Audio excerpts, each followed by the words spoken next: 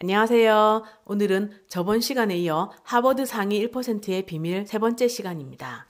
이 책은 부정적인 신호를 받던 저자가 그 신호를 차단하고 자신을 바꾼 긍정적인 신호의 힘을 10년째 찾아다니며 깊게 연구한 끝에 나온 책입니다. 미시건 대학의 도리스 연구팀은 부모의 학업적인 기대와 아이들의 수학 성취도에 어떠한 영향이 있는가를 연구했습니다. 어떠한 재능을 가지고 있는 아이라도 이것이 없다면 반드시 실패할 수밖에 없다. 부모가 아이의 장래를 예견할 때 공통적으로 바라보는 것도 이것이다. 이것은 바로 아이가 얼마나 노력을 하는가입니다.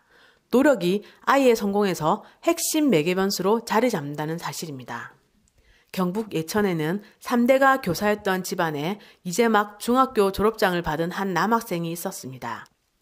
아이는 곧잘 학교에서 100점짜리 성적표를 가져왔고 수학교사의 집안이다 보니 아이의 수학 재능에 대한 기대감은 갈수록 높아졌습니다. 수학 올림피아드에 나가는 최상위권 학생들을 가르쳐온 아버지는 내 아들은 선생인 내가 가르칠 테니 다른 선생을 붙이지 말라고 하고 한 학년을 훌쩍 뛰어넘은 어려운 수학 문제를 아이에게 풀게 하기 시작했습니다. 아이는 그 속도를 따라가지 못했습니다. 며칠 인내심을 새기던 아버지는 아이에게서 올림피아드의 씨앗이 보이지 않자 마침내 수학책을 찢어버리며 자신의 아들에게 소리쳤습니다. 어디 가서 내 아들이라 하지 마라. 너는 수학에 아무런 재능이 없다. 아이는 순간 공포에 질린 눈으로 아버지를 바라봤고 자신의 수학적 재능을 의심하는 신호를 어떠한 여과 없이 받을 수 있었습니다. 그러나 아이는 그 순간에도 여전히 생각했습니다. 노력의 텃밭 위에 신호 이야기는 변명일 뿐이라고. 그러나 그 공간에는 분명한 신호가 존재했습니다. 수학은 내가 잘하는 분야가 아니다는 최초의 신호였습니다. 여기서 멈추지 않고 아버지는 자신의 아이에게 수학 과목을 3달 동안 자신의 고집에 맞게 집중 교육시켰습니다. 3달이 끝나갈 무렵 아이는 수학 과목에 자신감을 완전히 잃어버렸습니다. 고등학생이 되어 아이의 성적표는 갈수록 처참해졌습니다. 학교에서도 이미 못하는 학생으로 낙인이 찍혔습니다. 아이의 절대적인 노력의 시간은 무엇에도 뒤처지지 않았습니다. 3년간 하루 5시간씩 잠을 자며 공부했습니다. 우리가 여기에서 확인할 수 있는 사실은 도리스 연구팀의 재능과 노력에 대한 신화가 결코 맞지 않다는 사실입니다. 무언가 잘못되었다는 것을 직감한 아버지는 아이의 동생이 자랄 때는 학업적인 신호 앞에서 일체 입을 닫았습니다. 그러자 아이의 여동생은 수학 점수 100점을 마지막으로 기록하며 최고의 대학에 안정적으로 갈 수 있었습니다. 수학에 가장 많은 노력을 기울였지만 가장 수학을 못하던 오빠는 동생에게 이상한 존재처럼 보였습니다. 미시건 대학의 토머스 카 연구팀은 재능 있는 사람들이 실패하는 지점이라는 연구 결과를 내놓았습니다. 노력과 재능이 함께 맞물려도 실패하는 지점이 발생한다는 것입니다. 노력과 재능을 아무리 더해도 한 번 부정적인 신호에 전염되면 그 신호는 학생의 노력과 재능을 회복 불가능한 수준으로 눌러버립니다. 이 신호의 힘을 테스트하기 위해 미시건대 학생들을 두 그룹으로 나누었습니다. 첫 번째 그룹은 학생들이 평상시처럼 수학 문제를 풀게 만들었고 또 다른 그룹은 자신이 수학을 못할 수도 있다는 신호를 받게 했습니다. 미시건 대학을 들어갈 정도로 충분히 상위권의 학생들이지만 이 학생들이 기울여온 노력에 물음표를 만드는 상황을 의도적으로 만든 것입니다. 연구 결과에선 재능과 노력이 가득 찼던 학생들의 성적표가 황당할 만큼 순식간에 꺾여버렸습니다. 카의 두 번째 그룹에 꺾인 성적표의 학생들은 정작 쉬운 수학 문제에서는 부정적인 신호를 받아도 성적에 변화가 없었습니다.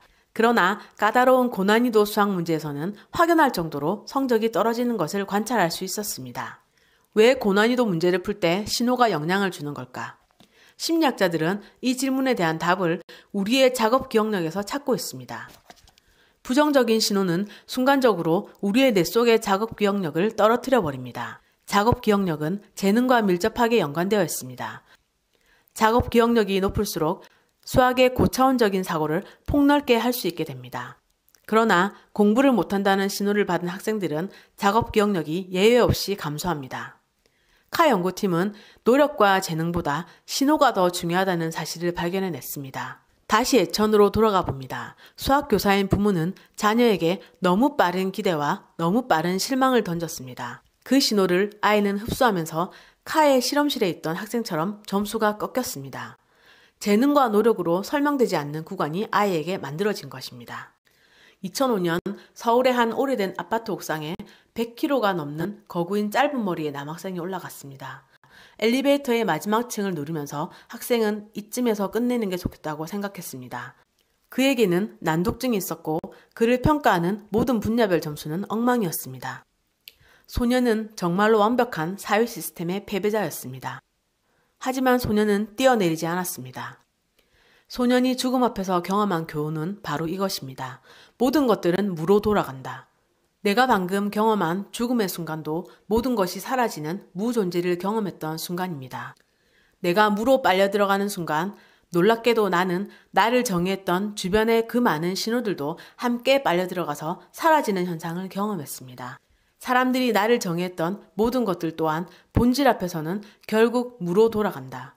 죽음이 나에게 남긴 엄숙한 교훈은 사회가 나를 정의하려 들었던 것들은 본질이 아니라는 사실입니다. 의학적으로 소년의 100kg이 넘는 비만은 예고된 것이었습니다. 주변 사람들은 소년을 항상 게으르고 먹기만 하는 그런 미련한 사람으로 봤습니다. 그리고 언제나 그 시선을 당연한 것처럼 내 것으로 만들며 살아왔습니다.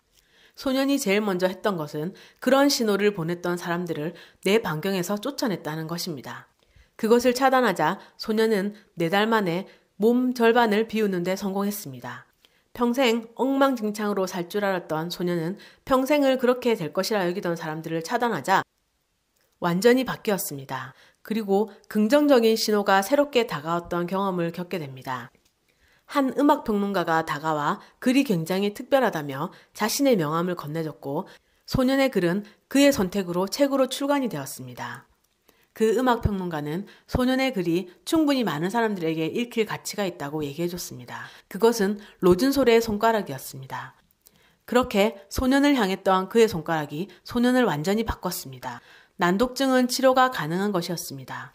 소년을 치료한 의사는 이런 말을 남겼습니다. 그동안 많은 사람들의 시선을 담고 있었군요.